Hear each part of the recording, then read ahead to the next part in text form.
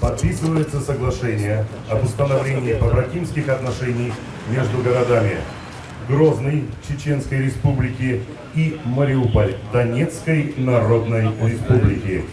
Подписывают соглашение мэр города Грозный Кадыров Хас Магомед Шах Мамедович и глава администрации города Мариуполя Маргун Олег Валерьевич.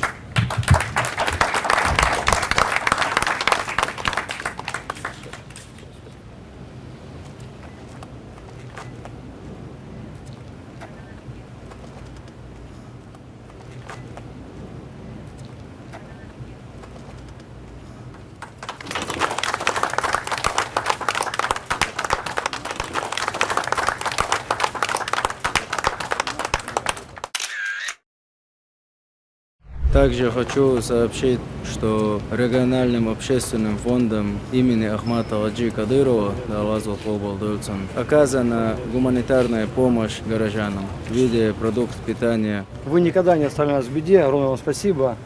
Поэтому в тяжелейшее время вы всегда были рядом.